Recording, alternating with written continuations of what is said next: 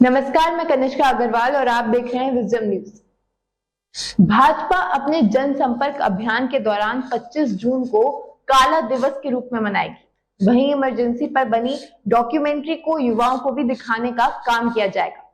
25 जून 1975 में कांग्रेस के शासनकाल में आपातकालीन लगाया गया था, यानी कि इमरजेंसी, जिसके बारे में डॉक्यूमेंट्री के माध्यम से बताने का काम किया जाएगा।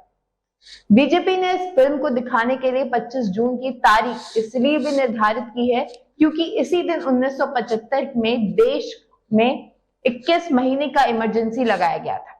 बीजेपी जहां पर भी इस डॉक्यूमेंट्री को दिखाए वहां पर युवाओं को इकट्ठा करेगी या नहीं उन लोगों को एकजुट करेगी जिनका जन्म 1975 के बाद हुआ है, जो इस इमरजेंसी को नहीं जानते हैं, जिन्होंने इमरजेंसी में देश के हालात नहीं देखे थे।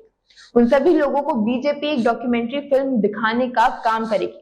25 जून 1975 को जब देश में इमरजेंसी घोषित किया गया था, इमरजेंसी 21 महीने के लिए देश में लागू था। उस समय के क्या हालात थे, किस तरह से लोग अपने जीवन जी रहे थे, उनकी मनोस्थिति क्या थी, ये सारी चीजें डॉक्यूमेंट्री के माध्यम से दिखाई जाएगी। इसमें उन लोगों को भी बुलाया जाएगा जिन्होंने इमरजेंसी का वक्त देखा है।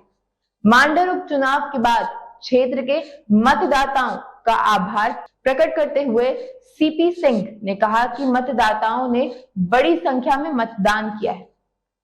बीजेपी आपातकालीन के मुद्दों का जिक्र करते हुए पहले भी कांग्रेस को घेरती रही है।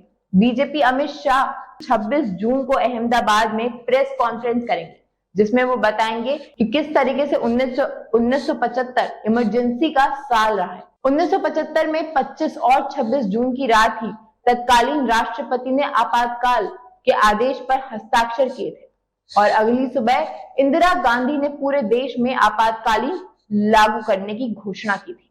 इसके साथ ही देश भर में गिरफ्तारियों का दौर शुरू हो गया था। इंदिरा गांधी ने भारत में 25 जून 1975 से लेकर 21 मार्च 1977 यानी कि 2 साल तक आपातकालीन लागू किया था। यह आपातकालीन के अनुसार जो भी फैसला लिया जाएगा वो केवल सरकार ही लेगी, खास करके मीडिया के सारे हक उनसे ले लिए गए थे। वो केवल वही दिखा सकती थी जो सरकार उन्हें कहती थी। इसके अलावा यदि वे चाहें कि किसी अन्य बारे में या किसी अन्य मुद्दे पे चर्चा हो तो ऐसा होना निश्चित नहीं था बिना इंदिरा गांधी के कहे। इस दौरान देश की राजनीति में बड़े बदलाव देखने को मिले थे। आपातकालीन के दौरान 26 जून की सुबह तक जयप्रकाश नारायण, मनोज जी देसाई समेत तमाम बड़े नेता गिरफ्तार कर लिए गए थे। आपातकालीन के दौरान प्रेस की आजादी पर भी हमला हुआ था और राजधानी दिल्ली के बहादुर शाह जफर मार्ग स्थित अखबारों में ऑफिसेज की बिजली काट दी गई थी। उस दौरान कई अखबारों ने मुखर होकर आपातकाल का विरोध किया था। कांग्रेस, समाजवादी पार्टी समेत तमाम विपक्ष इस बात को लेकर दावे करते हैं कि वर्तमान समय की स्थिति अघोषित आपातकाल की तरह ही है।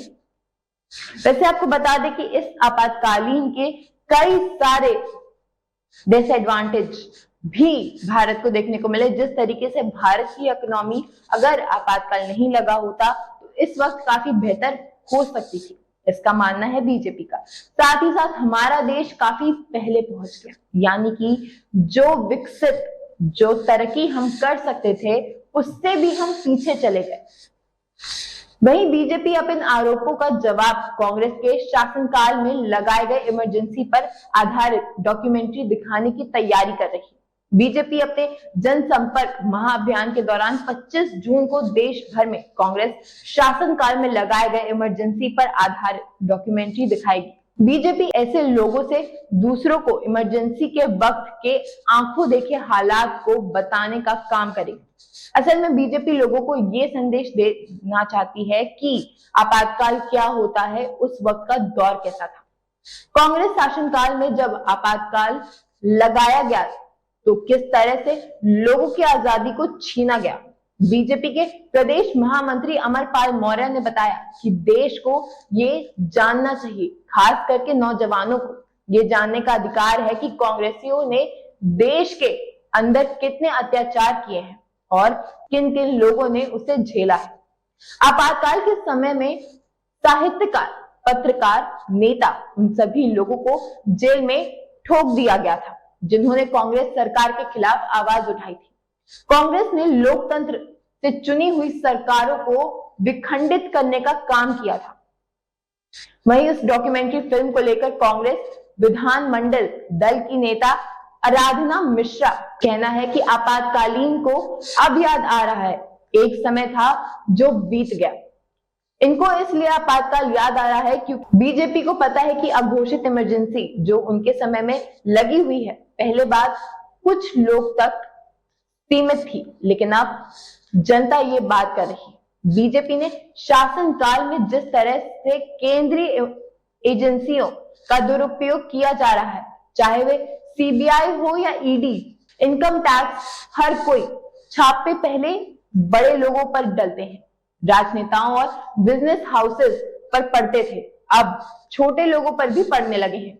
छोटे व्यापारी जो जीएसटी नहीं दे पा रहे हैं, उन पर मुकदमा दर्ज किया जा रहा है। आपातकाल नहीं कहेंगे तो क्या कहेंगे? बीजेपी के इस डॉक्यूमेंट्री फिल्म को लेकर सपा के प्रदेश अध्यक्ष नरेश उत्तम पटेल ने कहा कि पूरे देश के लोग आज बीजेपी को शासन से पीड़ित हैं। इमरजेंसी से ज्यादा ज्यादती, अन्याय और पश्चात हो रहा है। हम लोगों ने इमरजेंसी का भी दौर देखा है और आज का भी दौर देख रहे हैं। आज की स्थिति इमरजेंसी के दौर से भी भयानक है। कूमी कपूर ने अपनी पुस्तक द इमरजेंसी में उनके द्वारा इंदिरा गांधी को लिखा गया पत्र को प्रकाशित किया है। इससे साफ जाहिर होता है कि इमरजेंसी के बहाने आनंद मार्गियों को खत्म करने की साजिश थी। आनंद मार्ग के गुरु श्री श्री आनंद मूर्ति को काफी यातना की गई, उनके अनुयायियों को भी असहनीय पीड़ा दी गई। सिनेमा हॉल में आनंद मार्ग के विरोध विज्ञापन दिखाया जाता था। आनंद मार्ग का मतलब बच्चा चोर कहकर सरकारी विज्ञापन दिया जाता था ताकि आम जनता में भय एवं घृणा का माहौल उत्पन्न हो। सरकारी नौकरी के काम करने वाले लोगों को आनंद मार्ग छोड़ देने के लिए कहा गया। जो नहीं छोड़ेंगे उन पर कानूनी कार्रवाई की जाएगी। इस तरह का भयानक माहौल बनाया गया। इस तरीके से इमरजेंसी लागू की गई। ज्यादातर लोगों का ये कहना है कि इस इमरजेंसी से कांग्रेस को फायदा नहीं हुआ, क्योंकि जैसे ही 1975 इमरजेंसी के बाद अगले लोकसभा चुनाव हुए, तब कांग्रेस को सत्ता से हटा के दोबारा से भारतीय जनता पार्टी को सत्ता पे बैठा दिया गया था। इसके बाद कई सारे एक्ट मीडिया ने फ्रेम किए थे, जैसे Chanda committee act, Varghese committee act, कई सारे, जिनका कहना यह था कि प्रेस से उनकी स्वतंत्रता ना ली जाए, क्योंकि प्रेस इकलौता ऐसा माध्यम है जो लोगों तक सही जानकारी और सच्चाई पहुंचाता है।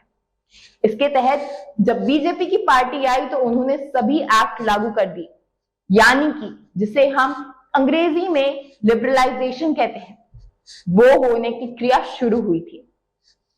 इसके साथ ही यह भी कहा जा सकता है कि बीजेपी का 2023 में 1975 के होने वाले उस घटनाक्रम की डॉक्यूमेंट्री दिखाना एक राजनीतिक चाल हो सकती है।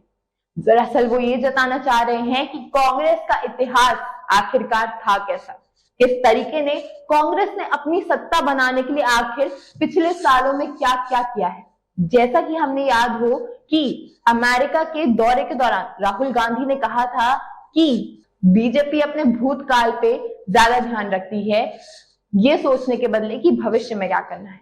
ऐसे में शायद ये उसका एक उदाहरण भी हो सकता है, या फिर बीजेपी की एक चाल जिससे वो ये बताना चाहती है कि आने वाले साल आखिर कांग्रेस करेगी क्या। 2024 के लोकसभा चुनाव से पहले 2023 में इस डॉक्यूमेंट्री का दिखाना लिहाजा सिर्फ इमरजेंसी से रूबरू कराना नहीं होगा, बल्कि ये याद दिलाना होगा कि आखिर कांग्रेस ने किया क्या था। इससे अगर हम आपको याद दिलाए राजनीतिक दलों में, तो अगर बीजेपी के बाद कोई पार्टी है जो सबसे ज्यादा पावर में है, सबसे ज्यादा ताकत में है, तो वो इस वक्त कांग्रेस है। क्या देखना यह है कि क्या अब ये डॉक्यूमेंट्री उस ताकत को कम कर पाएगी? क्या लोगों के अंदर जो कांग्रेस के लिए प्यार उमड़ रहा है या बढ़ता जा रहा है, जैसा कि कर्नाटक के चुनाव में हमने देखा, क्या वो कम होगा या इस डॉक्यूमेंट्री के तहत लोगों पे कोई असर नहीं पड़ेगा? देखना यह है कि बीजेपी की डॉक्यूमेंट्री केरला स्टोरी के बाद कितना हड़कंप मचाती है, लोगों का कितना दिल दहलाती है और कितना मनोरंजन करती है। खैर, ये सारी खबरें हम आपको बताते रहेंगे। बने रहिए हमारे साथ विजडम न्यूज पे। मैं कनिष्का अग्रवाल, विजडम न्यूज से। हमारे न्यूज चैनल की टैगलाइन है, ना इधर ना उधर, सच की डगर। हम अपनी टैगलाइन के आधार पर खबरों का विश्लेषण करते हैं और आप तक सटीक जानकारी पहुंचाने का पूरा प्रयास करते हैं। धन्यवाद।